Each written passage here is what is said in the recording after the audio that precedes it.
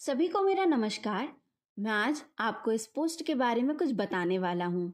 ये पोस्ट करीब 2 से 3 हफ्तों पहले साझा की गई थी, जिसे सभी बधिरजनों ने कुछ ही घंटों में बहुत सराहा और साझा किया। ये पोस्ट बहुत ही अच्छे ढंग से बधिरों के जीवन सत्य को दर्शाती है। इसके माध्यम से हम सभी श्रवणजनों को दिखाना और समझाना चाहते हैं। ये पोस्ट इनके द्वारा साझा की गई थी, जिसके लिए हम उन्हें धन्यवाद करते हैं। ये पोस्ट के लेखक जिया ने, जिन्होंने ये 1994 में लिखा था, उसका रूपांतरण कर साझा किया और सभी को जागरूक करने के लिए ये संदेश दिया। कई लोगों को इस पोस्ट को समझने में कठिनाई हुई, जिस वजह से मैं इसका भारतीय सांकेतिक भाषा में अनुवाद कर रहा हूँ एवं भारतीय समुदाय की परिस्थितियों के साथ जोड़ रहा हूँ। श्रवण व्यक्ति हमसे कुछ बोलते हैं, जहां हम उन्हें बताते हैं कि हम बधिर हैं, और वो बोलते हुए चुप हो जाते हैं। हम उन्हें क्या बता सकते हैं इसके अलावा? बस यही कि हम बधिर हैं। ये चीज हम सभी करते आए हैं अपने जीवन में, सत्य कह रहा हूं ना? ठीक उसी तरह महसूस करते हैं जिस तरह एक कांच के बर्तन में मछली महसूस करती है। मछली के आसपास सभी बात करते रहते हैं, पर मछली उनमें शामिल नहीं होती। वो सिर्फ देखती रहती है उन लोगों को बात करते हुए।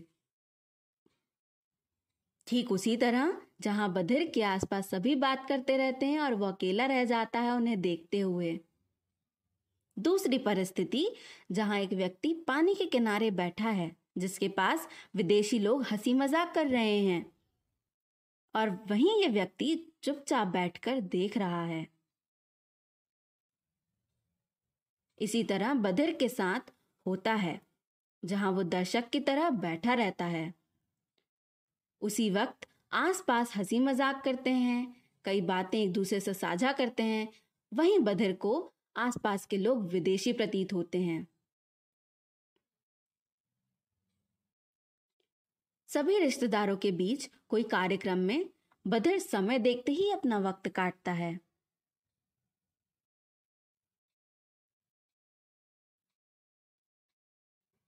घंटों निकल जाते हैं और खाली बैठे या तो कोई बच्चे को खिला लेता है, टीवी देख लेता है, वीडियो कॉल पे बात कर लेता है, या कोई काम में मदद। इसके अलावा वो सिर्फ खाली बैठता है। वहीं रिश्तेदार काफी हंसी ठिठोली करते हैं। उत्सुकता के साथ जब पूछो क्या बात हो रही है, तो कुछ नहीं बोल के जाने को बोल देते हैं।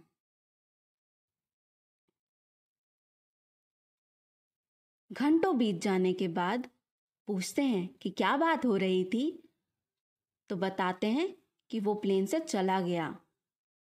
और इतना बता के ही हम बनावटी हंसी के साथ चुप रह जाते हैं, जबकि उनका सिर्फ इतना बोल के रुक जाना हमें खुद में मायूस कर जाता है। सभी लोगों की आदत है, हमसे थोड़ी बात करने की कोशिश करते हैं, और किसी की आवाज सुनाई देने पे उन्हीं से बात करना शुरू कर देते हैं, हमसे बात अधूरी छोड़कर। यही हमें और खराब महसूस करवाता है। जहां वे अपनी भाषा को महत्व दे देते हैं, उदास कर देता है यह हमें। कुछ लोग के बीच जाके बैठो, तब उन लोगों को अजीब महसूस नहीं होता, क्योंकि वे अपनी बात उसी ढंग से करते रहते हैं। परंतु बधिर को महसूस होता है मानो वो कोई अजनबी हो। लोग समझ ही नहीं पाते उस परिस्थिति को, जहां उससे कोई बात ही नहीं कर रहा है।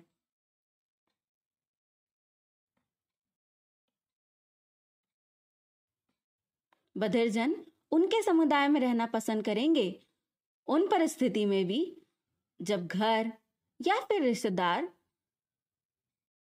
के घर कोई कार्यक्रम हो।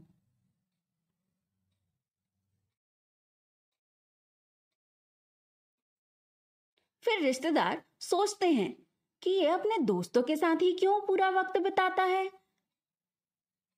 क्योंकि उनके साथ रह के वो हंसी मजाक बातें वो सब कर सकता है।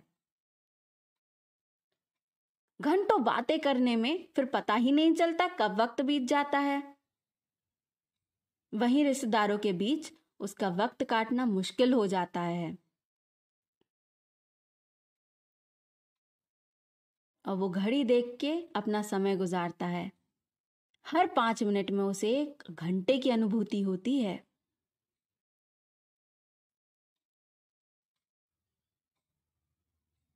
तो समझ सकते हैं आप, ये दोनों परिस्थिति कितनी समान होके भी अलग है, क्योंकि वो चाहता है किसी से बात करना। रोजमर्रा में बधिर काफी कुछ सहन कर रहे होते हैं। जहां वो कुछ भी जानना चाहते हैं और उसे जानने के लिए जब पूछा जाता है तो उन्हें जाने के लिए बोल देते हैं, तो वो चुप रह जाता है और मन ही मन बहुत उदास। वे चाहते हैं साथ में मिलकर विचार साझा करना, एक दूसरे से बात करना, कोशिश करें, क्योंकि हम सभी इंसान हैं जिन्हें एक दूसरे से बात करना पसंद होता है। किसी के साथ खिलखिलाकर हंसना, बातें करना और अनुभूति इस तरह की होती है जैसे संगीत हो। सभी बधिर मन ही मन एक चमत्कार की उम्मीद कर रहे होते हैं, जहां लोग उनकी जगह पर खुद को रख के महसूस करें। सिर्फ बनावटी हंसी नहीं, वे मन से खुश होना चाहते हैं। परिवार में, रिश्तेदारों में सभी एक जैसे होते हैं, धर्म, जाति, आस्था, रंग, पर फिर भी बधिर अपने बधिर समुदाय में रहना पसंद करते हैं।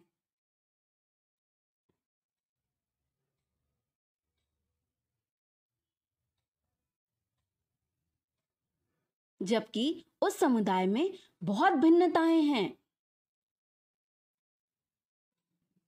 पर वे अपना घर इस समुदाय को मानते हैं, क्योंकि सभी की भाषा इस समुदाय में समान है, भले ही वो छोटे बड़े, रंग रूप जाति क्यों ना अलग हो।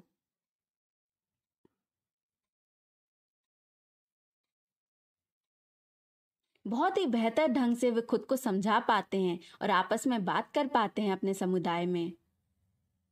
दूसरी तरफ श्रवण लोग इसी भाषा से बचने की कोशिश करते हैं, इशारों को परेशानी मानते हैं, जबकि इसे परेशानी ना समझें, ये तो बधिर समुदाय की अपनी भाषा है। जिस सोच से आप अपनी भाषा को देखते हैं, ठीक उसी सोच से इस भाषा को समझिए। श्रवण लोगों की जो आवश्यकताएं होती हैं, उसी तरह बधिर की भी होती हैं। जिस तरह श्रवण कुछ हासिल करना चाहते हैं, उसी तरह बधिर भी। बस एक बधिर होना हमें लोगों से अलग बना सकता है क्या? अब तो पहचान गए होंगे आप हमें। इस सत्यता को जानने के बाद आपको लगता है कि आप किसी तरह हमारा साथ दें, तो कोशिश कीजिए सांकेतिक भाषा के साथ समुदाय से जुड़ने की।